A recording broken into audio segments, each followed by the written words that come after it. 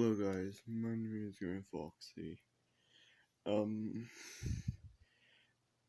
I update on the whole situation. The wound's still healing. It's getting better, so I still have the same eye contact, still same clothes, same everything. And sorry if I didn't post the part 2 soon after I posted part 1. Sorry, but I figured to make a part 2. As you guys know, that last time it was insane manhunt. I will tell you that. And I'm gonna react to like a few more of these type of videos, and then instead of doing like a wacky events thing, I'll give you guys another story time type thing like I did last time. And it's gonna be something that's I don't know. Anyways, the first let me turn it up real quick.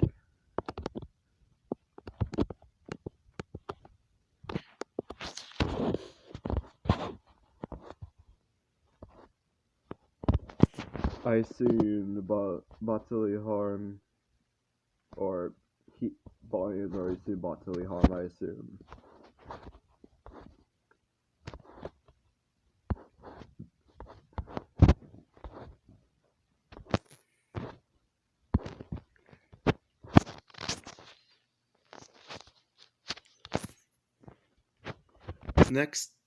First is drivers dead, and all the videos are owned by Rookie Raceway. So let's begin. March 10, 2005, Charlotte, North Carolina. What? Oh, I can kind of relate. Well, I'm not the driver, but I can kind of relate. Car, don't go easy, easy. End up going off the rail. Oh, I see. Stop. He started this morning off with Elsa, Just back up.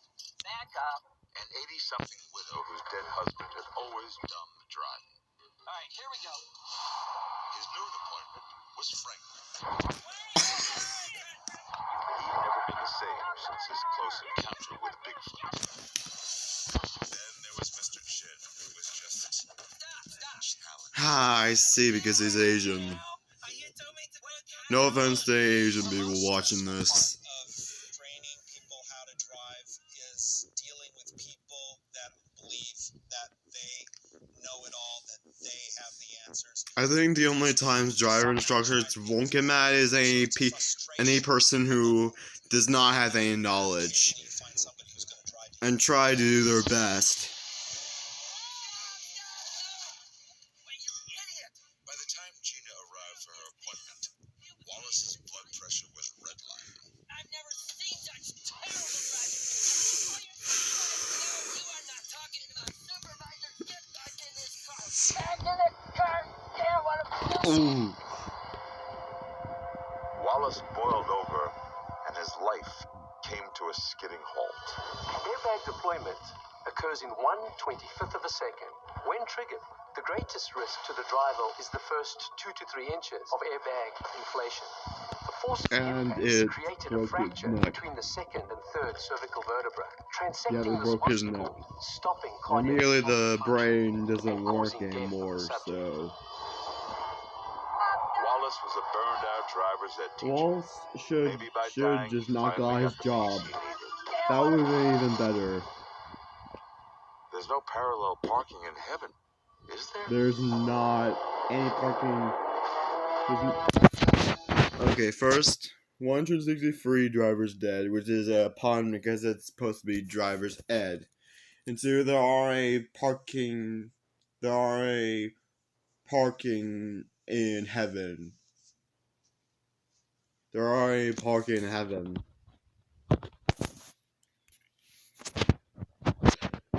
So next is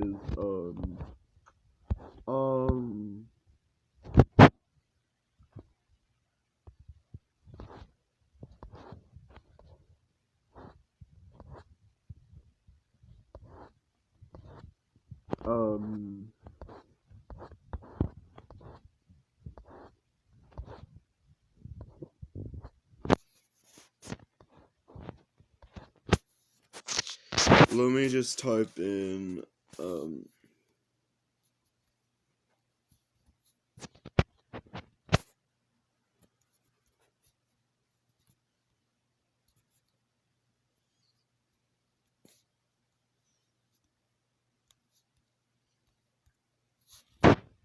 next is asphyxiation. Okay. August 12, 2006, Tokyo, Japan. Rainy day. May as well check out the boob tube. Oh, Bonnie reacted to that one. Jeez, not an infomercial. What was that? Break. I don't think I've How many of these seen that part surviving in the before. wilderness shows are there? Okay. Alright. Japanese game show. Starfish water diamond! I don't know what that means. Starfish water time? Um. How do you say mean and nasty bitch in Japanese?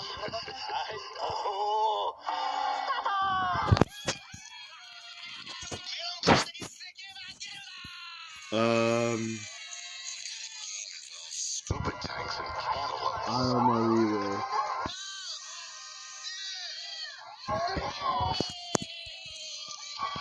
Okay. Oh, I get it. I think the first person who gets all of them through wins. Or something. They're getting into a fight. I don't think that works. Oh, she's given up. One of them is giving up.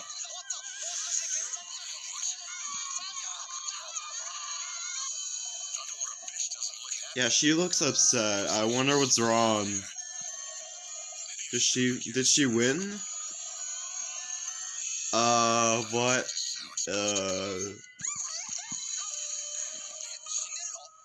Oh my gosh. How in the world did she end up like that?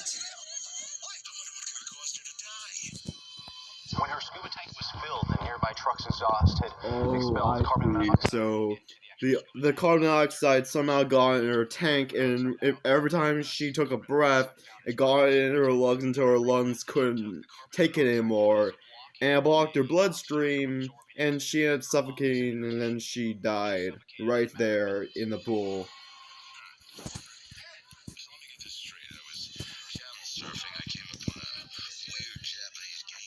Yep. And one of them had died. Yeah, one of them had died. Wait a second. Isn't the day 2006? I think the day is wrong. So that was 261 as Asian. I would like to say that they got the date wrong because 1000 Ways to Die first premiered in 2008. A couple of years before 2006, 2008 was like what, like 2 years before 2006, maybe. So I don't know.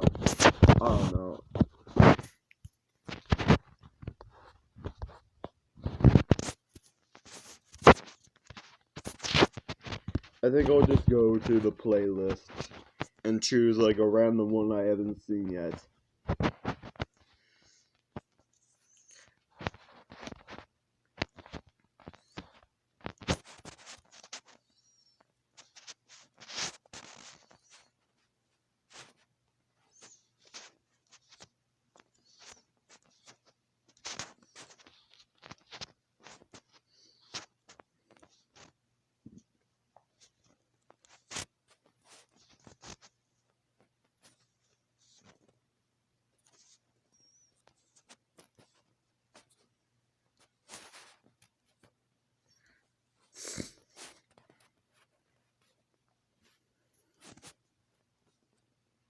How about we react to Chef Boy Are Dead? Okay, March 14, 2004, New York City, New York. Jacques was a four-star chef with a five-alarm temper. Gordon Ramsay. To work in his kitchen was to live in fear. Except for Faye. Oh. In the short time she had been there, Faye was already his second in command, his sous chef. But if he knew what she was thinking, Jacques would make a new dish. Filet of Faye. She was there to steal his recipes, which Haha, I get it. SpongeBob reference. But however, except for this, in SpongeBob, Mr. Krabs and Plankton are like in the war.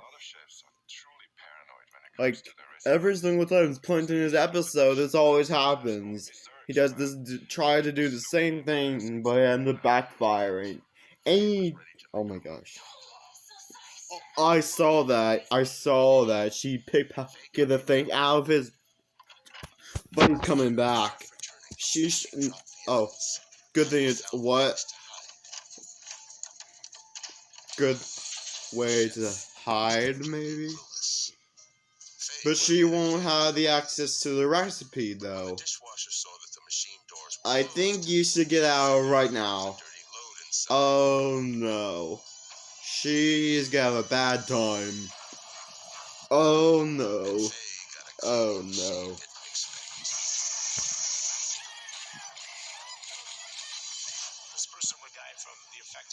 I think the only problems to my eye contacts with my friends is they say that it looks really creepy. And I can understand that. But actually, in reality with this, I think she shouldn't have hid there. She should just confess to him. But he could have fired her. Oh my gosh. Faye had dreams of being a top chef. But she was no child of Julia. Yep. She tried to steal Jacques' recipes. She tried to steal his recipes and end up in on Hell's Kitchen. 512, chef already dead.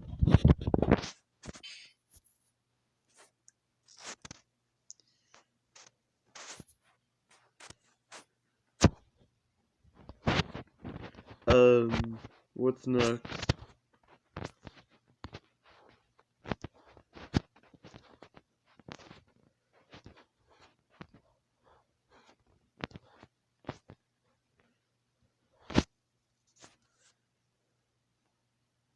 How about we try Lawn of the Dead? Okay, March 1978, Allentown, Pennsylvania. The 1970s, when People drove cars that blew up. weird. Thought the sun was good for them. Yeah. And didn't think twice about drinking and smoking. Oh, that is just sad. Again, the 1970s was a time to party. Well, especially America. Yeah, America was mostly during the 1970s was especially a time to party and dance and have a fun time. With the rest of the world, yeah, yeah, no thanks. Matthew and his friends were partying down 70s style. Which meant a lot of drugs, booze, and bad judgment.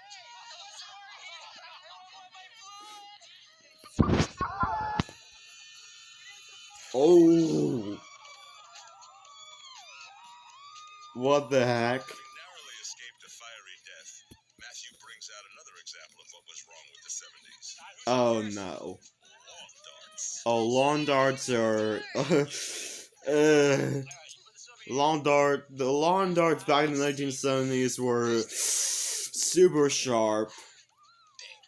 One wrong move and it's the end for you. Or you end up being in the hospital. They were real sharp. Ooh. Oh, that's gonna hurt. Oh wait, No, Just as he I tossed don't the think he dart, as needs he a was trip to the distracted hospital by because he's another already Spartacus dead. invention, breast bearing. I think he should have paid attention and got moved out of the way. The That's heavy balancing one. dart came That's down what with he enough would speed and done. force to work its way He back would looked up, stone face through realized that it solid was coming range back down, and he would have moved out right out of the way. But he paid attention to the one thing that he got distracted by, and by the cost of that, he paid with his life. But he didn't get out in the 1970s alive. 129 Dawn of the Dead.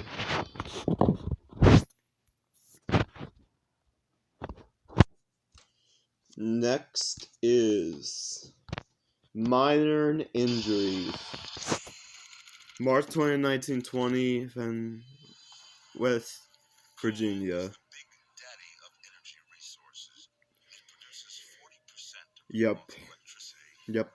And there's 4 times more coal on Earth than oil and gas. Yep. Nowadays, mining is strictly regulated. But back in the day, yeah, it was hard.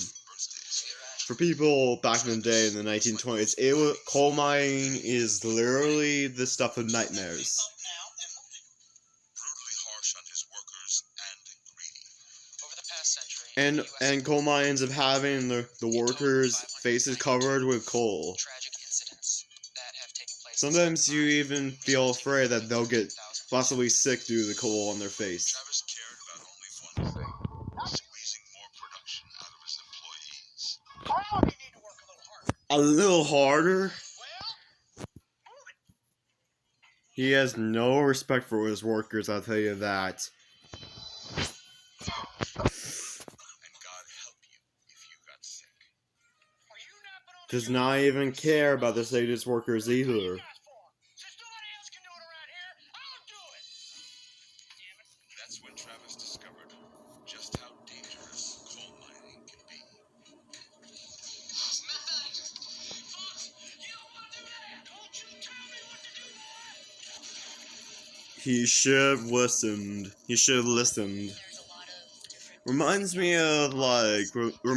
of like when you try and mine diamonds, and then a creeper blows you up. A Minecraft creeper blows you up. That's such a coincidence because part 1 was a Minecraft manhunt.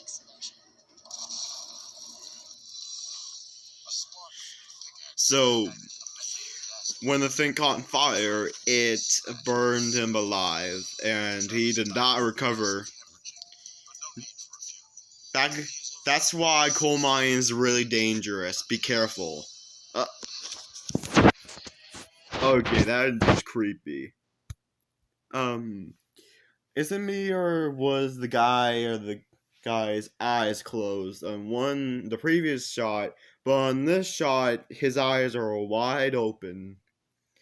Anyways, that was 240 minor injuries.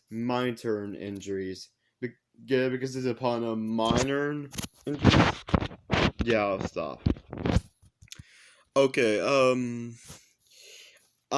here's the story time.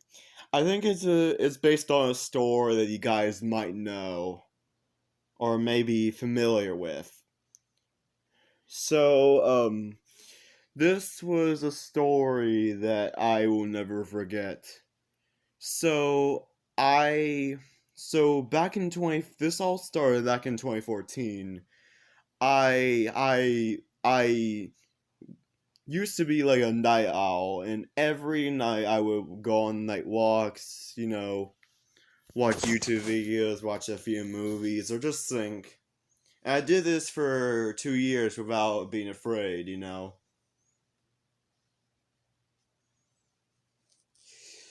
And you guys might know where this is going, right? And but the thing is that it all started on November 18th to November 19th. I used to have like 2 nightmares that had almost the same thing. and I couldn't tell you what the end. The end of the nightmare was basically me being surrounded by a crowd of people, me crying, telling them something, crying, them chanting at me, truth or dare. With the I look and I see them see distorted Snapchat faces, and they chant me truth or dare, and then I wake up screaming. I don't know, and it looked like I was in a theater of some sorts. And the second nightmare, I woke up and I decided to go on the late night walk. So I went out, and not everyone was asleep. There were only a few people in the place that were awake or watching a movie or hanging out or something. I grabbed my tablet and went on a late night walk. And I was thinking at that at that night, I walked through the Team City, just like watching videos, doing the usual stuff, till I approached and appeared in the 17th city. Now, back then, when I entered the town, it was abandoned for some reason. It always felt weird to me how, well, every time, every day, at midday, everybody in the town or city was there. But by the time evening strikes, it almost like they abandoned it for some reason. I didn't know why, but. And you guys know where this is going, right? You know where this is going.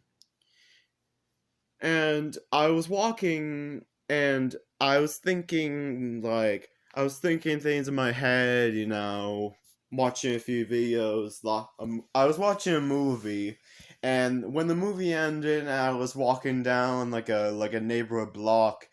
I was on a side street in a neighborhood walk. The only light that I produced of the street was either the street lights or my tablet. And then I realized that it was time to go home or walk back home. And as I was starting to walk back home, I heard footsteps. And I thought, that's weird. Usually no one is in the city by this time. No one is here. I turned around, and that's when I met him for the first time. And you guys know where this is going, right? I saw a man dancing, and I turned around, and he looked like he was dancing. But he danced in what to me looked like a waltz, kind of. But he finished each box with a stride, basically.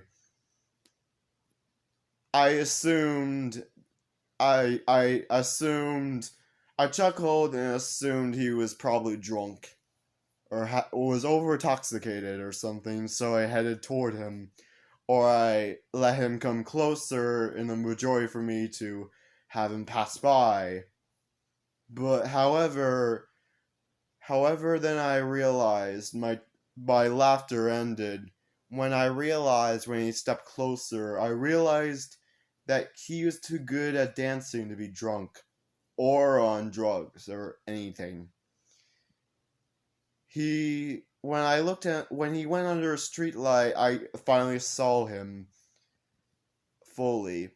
He was kind of tall, and he had like what looked like a gray old fashioned type suit, pants, shoes, a yellow shirt, and a brown tie. He had like what looked like dark brown hair, but however, I then saw his face, his eyes. His head was tilted up slightly, kind of, and his eyes were looking up at the sky. And I looked at where he was looking, and he was looking right at the moon, and I was kind of concerned. And then most of all, I saw his mouth. His mouth was kind of widened. He had a wide, painful cartoon of a smile, like the Grinch, kind of, but shorter. And I was afraid that he was gonna run into like a street light or a lamppost or anything, but it almost seemed like he knew and or got out of the way or something. And then I eventually crossed the street before he can dance any closer.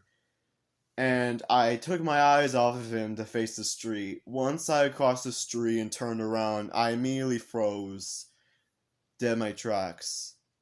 He he he stopped dancing for some reason, and he had foot one of his feet on the street, and he was facing perfectly parallel at me, but he was still avoiding eye contact, looking at the sky, and he still had that smile on his lips. I was completely kind of confused and concerned. I continued walking, but I kept my eyes on him, but he didn't move. I took my eyes off him to face the sidewalk in front of me, and the streets looked dead, empty, no one. I turned around once I had put a block between us. I turned to where he'd been standing to find him gone. For a moment, it felt like I was finally able to go back when I then saw him. And that was at that moment when I started to record and faced the man. He was in. I looked, and he was now crouched down. He was crouched down. I couldn't tell due to the shadows or the distance, but I assumed he was looking at me. I looked at him no more than like 20 seconds, so I assumed that he ran as soon as I took my eyes off of him. He then proceeded to take giant tiptoed steps towards me, as if he was like a cartoon character about to sneak up on someone and give a little peekaboo at them and scare the living freak out of them. I at that moment, I wish I would have ran away or called the cops on him or or just got the frick out of there or did anything to do something or distract him, but I didn't. I just stood there. My body refused. At that moment, my body absolutely refused to move because it was too scared. And my instincts were telling me to get the heck out of there, get the heck out of there. But I was afraid of what would happen if I immediately got the heck out of there. But I just stood there absolutely paralyzed as the smiling man walked or tiptoed toward me until he was like a car trunk away from me. I was creeped out and my mind was panicking of what was gonna happen. Was he gonna jump out at me, or was he gonna do some creepy face at me that would make me run out of there, or get me the heck out of there? But he didn't. He just stood there, smiling and avoiding eye contact, and not looking at me. And then, after what felt like minutes, I finally was able to move as I finally found my voice. I immediately shouted at him the first thing that came to my mind, or what my mind told me. I yelled, "What the heck do you want?" at him in an angry, commanding tone. And then however, instead of answering, giving a little confusion look, I expected him to answer, but he didn't. he just he just he just continued to smile at me and avoid eye contact as I was confused, and then I immediately heard my own voice and I immediately felt more paranoid. Then what felt like a half an hour, he finally turned around and started waltzing away from me as I was relieved and finally be able to walk back home without worry on my mind. But however, I didn't I evo- unable to turn my back on him again. I just watched him go or waltz away until he's like far, far away from me in order for me to nearly see him or almost see him, as if he was almost as if he was like a little tiny figure away from me. As I started as I walked like 2 neighborhood blocks away, then I turned around and realized something as I heard loud footsteps. I then saw him from far away. He wasn't waltzing to me anymore. He wasn't dancing either. I realized as he was running at me, and this time he had my eyes right. Finally, he had my eyes right at me, staring right at me. And then I watched him run at me until it looked like he was like a mile away, until he's like a as if almost till he was like 40 inches away or 40 feet away. And then I ran fast as I could, still having my tablet recording the man running at me. And I ran and ran and ran out of the side streets and ran across the main streets. And then it felt like, and then I finally stopped to take deep breaths. Turning around, he was nowhere to be found. I decided to take a deep breaths, and I decided to take deep breaths, and I decided to take deep breaths and try to calm down from the whole scenario. And then I stopped recording. As I finally had calmed down and stood back up, guess who was there? The smiling man was right in front of me, smiling this time, looking right at me with his eyes. And then at that moment, I just gave up. I just gave up and literally cried in front of him. And I told him not to hurt me or anything. And what happened next was something you guys aren't familiar with of him. Or something. But somehow he realized what he did, and his smile faded into a concerned and as if he understood. He then spoke to me. He told me that he wasn't gonna hurt me or anything. I told him, was he going to hurt me or anything? He told me no. I told him, why did he chase me? He didn't answer. And then he proceeded to decide to give me a walk home. I know it sounds weird, but I swear, like, I thought he was going to jump out at me or anything. But he didn't. Then he proceeded to successfully walk me home. But once we got out of the sentient city, guess what he did? He told me there was one thing he had to do. And he pulled out a machine.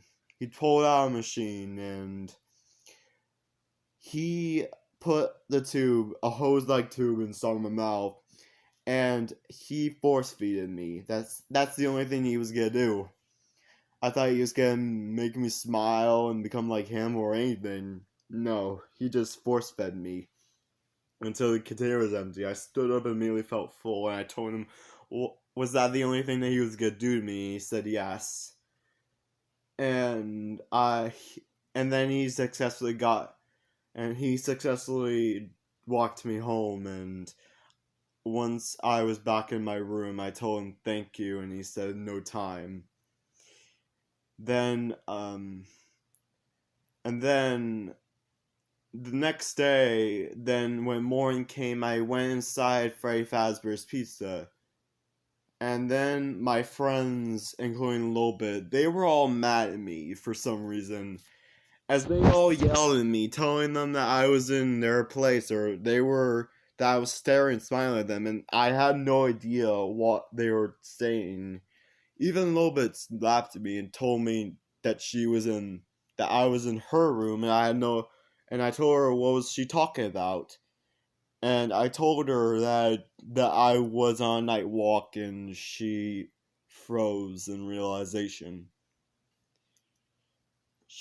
I explained to them what happened, and they froze in horror and realization.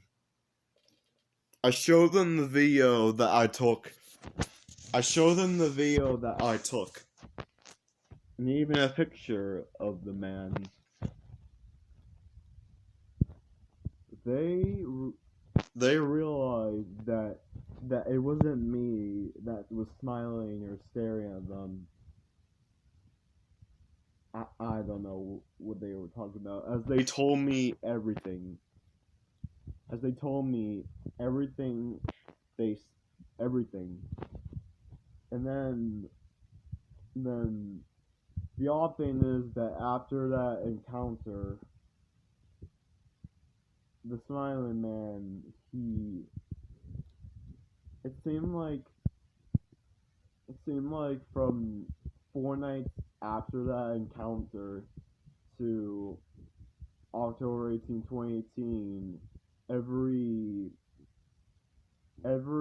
3 or 4 months he would appear in my room and visit me every time, and this occurred throughout 2015. And the only month that he would give me a full month break on would be one of them would be always December. And then he would always give me like free or 2 or 1. He'll always give me like free full on month breaks from him appearing to me. And I one day told him what was his name, and he told me his name was Injured Cold. You guys know who Injured Cold is, right? I told him, was he the same guy who I told him, was he the same guy who that the that that that of the whole 1966 Highway 77 Woody incident? He said yes. And I told him a lot of questions, and he answered all of them. And one of them was, why is he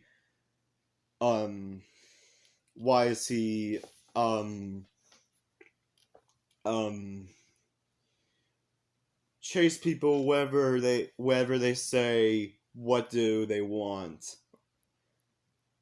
And guess what? Each year, every time I tell him say to him, what do I want? What do you want? He always waltzes away and then runs back at me, only to knock me over, and then say sorry. It almost seems as if each time he has more and more control and is able to kind of stop it from happening. I don't know. But then he told me that every other time he's around other people, he has no control or something. I even one time showed him even the original story and even all these short films and animations so far. And then, even with him behind me, I messaged Blue Tidal, who was the original author of the entire story. I messaged him my encounter. I even told him that that the Smile Man was right behind me, and he and I were chill. And let me tell you, when he received that message, and when he saw that PS, let's just say he became petrified. And let me tell you, there were events where he appeared. When I opened my eyes back in January 5th, 2017, not only was I shocked because my eyes were glowing purple, because the Smile Man was right behind me. Yes. It's not just me in the mirror, or it was not just my reflection, it was the Smile Man's reflection. Because he wasn't in the mirror, he was behind me, actually behind me. On November 12th, however, he appeared several times during the tour. Each room, each consequence, even in my own consequence, during my own consequence, he appeared. Yeah. And, there would be several times where I would smile and he would be glad that I smiled for him. There was even one time, but however, on September 21, 2018, when after I uploaded my video, Indird appeared and he told me why was I in the Daredevil outfit. I told him why. He then plugged the machine into the wall, put it to my mouth, and force fed me.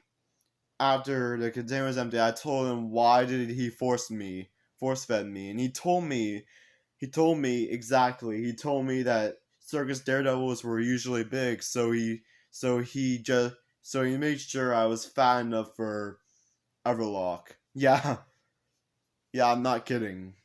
And then when I bled to death, he felt sad. It was not only Yendo and the actress Sarah Miller that was sad. It was Indrid that was sad. And first I was like agitated with him until August 2018, beginning of September. I eventually got used to him.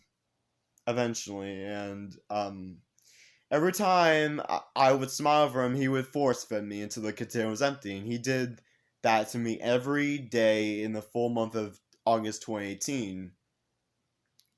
Even after I uploaded the trailer room reaction video after that, too. So that's why.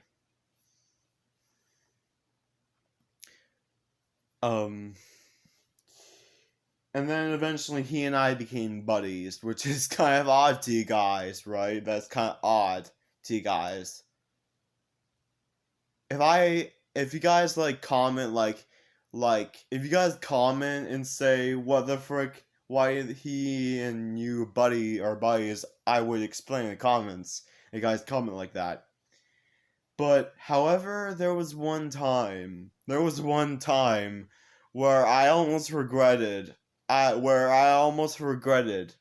seeing him for the first time. On October 11th, 2018, I bought tickets for me and him to The Guy Didn't Like Musicals, which is the story description. I felt like it was exactly like him, and I took him there, and luckily he lasted like 2 or 3 hours without disappearing or poofing up to traumatize someone else or smile and stare and chase someone else. He and I flew, and when we went in, and when the guy asked who was who was he behind me, I told him he was just my friend. I didn't say his name because I didn't want to freak the tickets guy out. And throughout the whole musical, he was actually delighted with the musical. He was did a lot around the concept. He liked the songs, but he tried to hold it in, try not to sing and dance in the theater, and have me kicked out. There was a couple of times where there was one time during the let out sun near the end where there was a guy who jumped off the high beam and he died on stage. The actors went, the cast of the entire musical, they stopped being character for a moment and called 911. Well, Injured was horrified while I tried calling 911, but it was too late. And after the cup of poison coffee part, when Lauren and John Madison passed by us, they looked quickly and Injured waved at them and gave his signature grin, and that made them creeped out. And finally, at the final song near the show muffin part, guess what Indrid did? He stood up and started singing. And let me tell you, I can describe his voice as if his voice was like kind of demonic, but kind of soft at the same time. Kind of. Almost as he had a voice changer. I even told him was he using a voice changer, and he said no. And he sung along with them. But the thing is that he didn't know the lyrics, but he immediately knows them. And I was so shocked and start. Be back. Anyways, I crawled, got off my seat and crawled, and then I stood back up and ran towards the door. As I took deep breaths, but then what happened next was something that I did not expect to see. Right when they were saying, "What if I told you a story?" part, then all of a sudden, the rest of the audience, Indrid, and the camera crew suddenly got out, suddenly surrounded me. And even the cast, they got off stage, still being character, and they got in front of me as I started tearing up. As I started tearing up and was thinking, no, this shouldn't be happening, this shouldn't be happening. With Indrid in the middle singing his heart out, not literally. I thought Lauren was on my side, but I turned around and she was at first scared but still singing until her expression changed to mad. And I was hopeless as I started saying, no, this shouldn't be happening, this is all my fault. This is, look up. As I cried and was starting to tear up a lot because I didn't know what to do. And once they started singing Inevitable, I was tearing up a lot. I was crying. I was crying because I didn't know what to do. And then once John said the apotheosis is upon us, and when they said us, and it looked like they were about to grab me, lots and lots of stress and lots of stress was surrounding my mind, and I was tearing up and crying so much. And in defense, and to want to protect myself, I yelled in defense, "I demand a refund!" And I immediately went down to my knees and cried. I expected them to say the truth or dare part, but they didn't. They immediately understood, and they immediately felt bad. They realized what they had done. Intrid even realized what he had done. And the cast, I walked over to the stage. The rest of the audience patted me on the back. I went to the stage and sat down.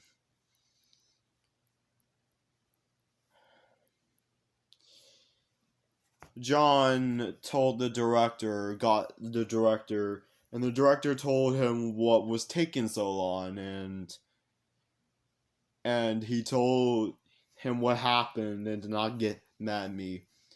the director, Nick Lane, which is a good guy, he went over to me and he told me why did I say that, and I told him why, and he said I forgive you. The cast, all of the cast, even Jeff Bloom, Lauren Lopez, all of them, they hugged me in order to cheer me up. They hugged me. All of them. They gave me a hug, which cheered me up, and I even took a selfie with them, which I still have. And they explained to me, I told them why they go off stage, and John told me these exact words to me. Well, when I quickly saw your friend standing up and singing along with us, and I was kind of concerned. And then when we saw our audience, our camera crew, and your friends surrounding you, we decided to do the same thing, and we were still in character, and we got off stage and surrounded you, and the second you yelled, I demand a refund. I immediately saw the absolute terror and sadness in your eyes. I I let Intrid explain how he met me and apologize to the cast. And then I told them to do the last part after the John Paul blows of the meteor, and they accepted. The girl or the woman playing the coffee person went back into her peep female soldier outfit, and the rest of the audience got back to their seats, and the camera crew went back to their seats. I think also the microphone people too. And me and Intrin went back to our seats, and we watched the whole thing again, the whole last part big. And I told him once we got out, I told him I didn't know you can sing. He said, well, I guess I didn't until now. And then 6 days later, which was a coincidence, as a coincidence, I went to Hatchetfield. Which I thought it was just a fictional thing, but it wasn't. I went to the hotel. And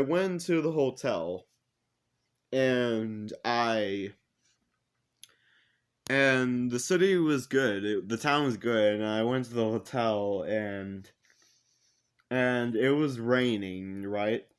And as I was about to go to sleep, I looked at the window and I saw a meteor fall from the sky and smash into a local theater. But what I didn't know, which might shock you guys, while the meteor smashed into the theater, back in Chris's bedroom, guess who arrived at his bedroom? Jeff the Killer. Jeff the Killer arrived in his bedroom, and Chris woke up to see Jeff and immediately felt petrified or terrified as Jeff whispered, "Go to sleep." And scared, but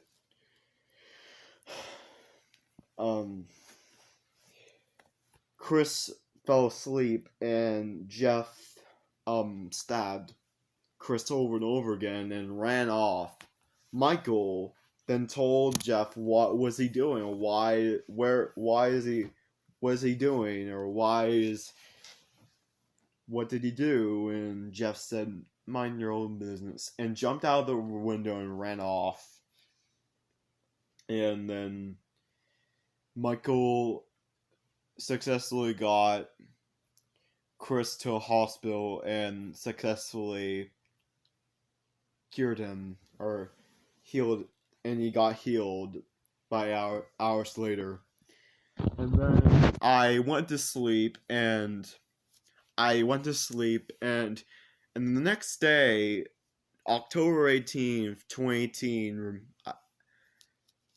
I got dressed in my 1971 Violet outfit, and then Indrid appeared, and it seemed like he was kind of creeped out, and he said, "Green, do not go outside. I warn you.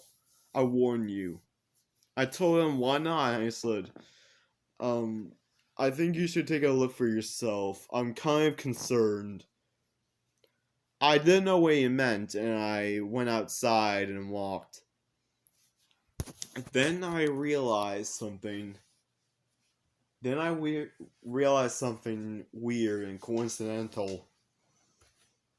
As I turned a corner, I saw people, the residents, dancing and singing like they were in a musical. And I saw a bunch of people, such as a Greenpeace girl and a homeless man, surrounding a guy in a business suit, and they were singing a song. And then I realized the song seemed familiar, and guess what they were singing? La Di Da Day. Yeah, that literally sounded familiar to me because I immediately realized, and my thoughts immediately went back to the musical me and Indrid saw. I thought, was this a coincidence or something? And it seemed like they were all hyper. Like I don't know. It looked like they were all in sync, and I can tell you guys the lyrics. A couple of them were La Da Day, um, um, I don't know. That's all I can think of. But I can tell you something. After the people were done, the man was very confused. I went to a local shop, and while I was shopping and while I was at a checkout, I was checking out. Guess what? The people around me was dancing and singing, and I was concerned.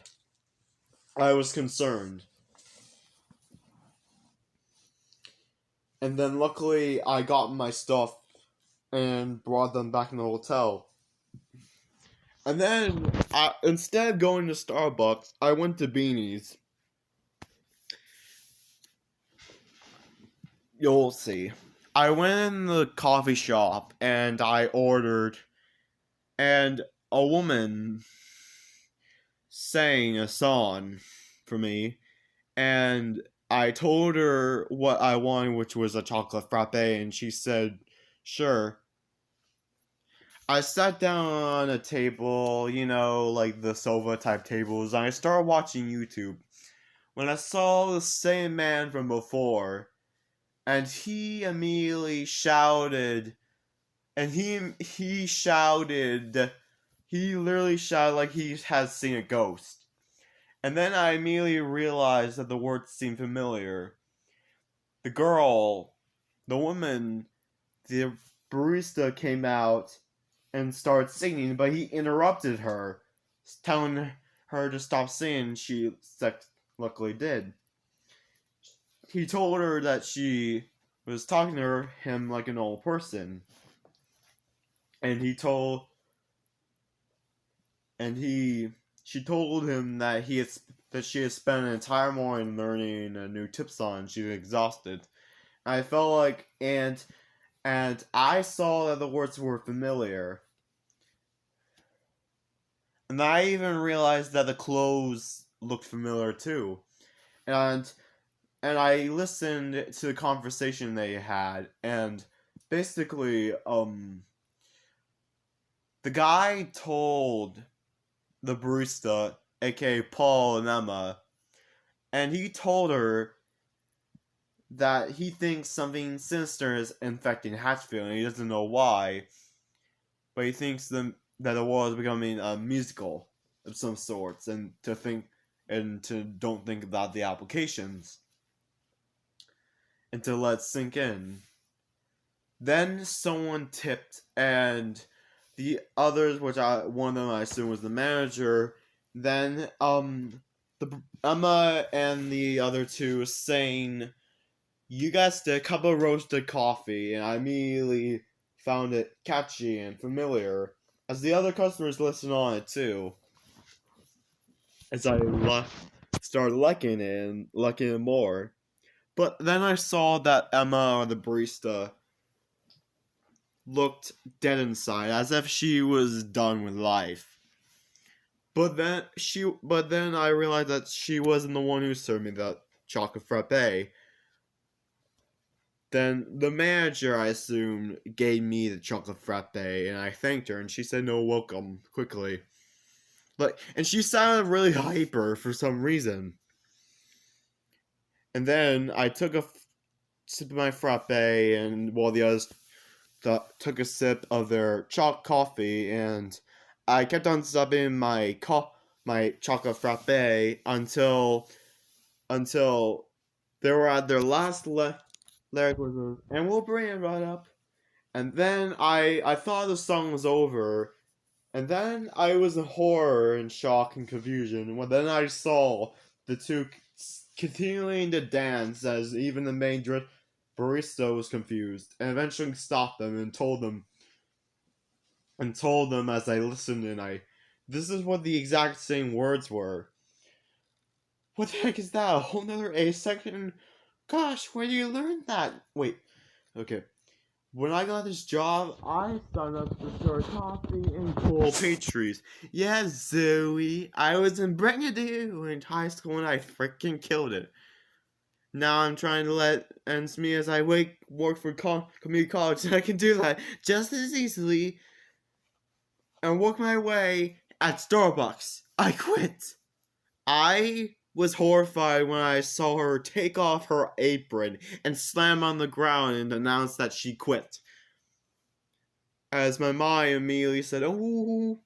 But then, however, the other two, one of them, which was the main manager, told her that she cannot leave. But then, as they continued talking, saying how this song is so simple, and that everyone in the coffee shop will sing it soon, I then felt a strange feeling in my stomach. And then I saw my stomach start growl, and I felt really weird. And then my stomach started expanding. Turns out that they put like a some kind of poison in coffee, and my stomach had an allergic reaction to poison, which always will expand until my body expands at a really huge way. As I started coughing and had my knees to the ground. In fact, everyone else in the coffee shop was coughing. And then the last thing I saw was the barista holding up some kind of weird blue goo. But however, the last thing I saw was actually the last time I saw Injured or Smiling Man, because then I died. But then it seemed like the apotheosis, the two mentioned, it got to me. Not completely, but instead my eyes turned blue, my skin color darkened a bit, and my outfit color darkened too a bit, kind of. And then I joined in as if I was no longer myself, kind of. And and then I started singing, and the Smile Man was delighted and no longer visited me, as I infected others. But then, however, it turned out that halfway through my musical zombie shenanigans, I then some then I there was no alien to take over the only things that were unaffected were my lungs, my heart, and my entire brain and my mind. So basically, it almost seemed like one of the aliens was forced to, and they can only do a little bit. But as soon as they realized the apotheosis was about to spread into my heart, or lungs, or brain, they stopped and stopped. And then I realized what I was doing, and I then went back to beanies, and I just hang down in there and let the others do the work. I even drank their entire coffee supply. No, but the only thing is that there wasn't any apotheosis that grew more inside me. Just my stomach or my belly expanding, and then almost all the individual zombies then realized and came to the coffee shop and told me through song why was I not doing with them, and I told them through song, and however, instead told them through song that I didn't want to do this no more. And I hold up a bunch of signs and looked at them looked at them very mad, and I pulled out each sign that showed exactly what that I said to them, and then I just gave them a little shrug and told them I'm done. And they were really mad. Their smiles turned into frowns. And then they did the thing that you see where they do the oh, they shrieked in anger, and they got all the apotheosis out of me. They got all the apotheosis out of me. Yeah, that's right. They got all the apotheosis out of me. Everything. That was everything. Including the ability to affect others, or the ability to affect others and stuff, including growing more bold and violent in each song. And the only thing they even removed all of the poison from my stomach. So my entire stomach was just filled with coffee. Basically. All the coffee that they had in the shop. Basically. And then I went unconscious, and when I woke up, I got the heck out. I got my things in the hotel, and I got the heck out of there. I went back to Clydesdale and then ran, and guess what? It felt like I was the speed of Flash. Like I literally ran like Flash through state until I was in Los Angeles airport. And then I stayed silent. I stayed silent.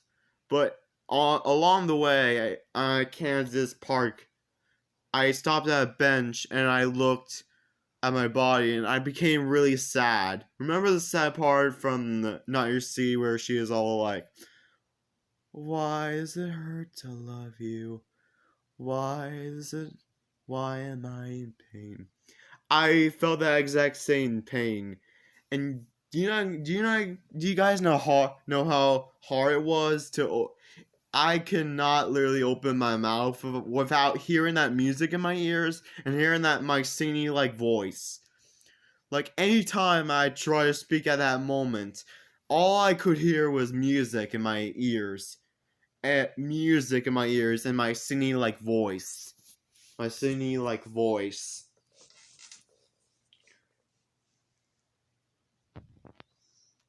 And later, a little bit, then later, when I revealed to her my singing like voice, she said my singing like voice sounded cute or adorable.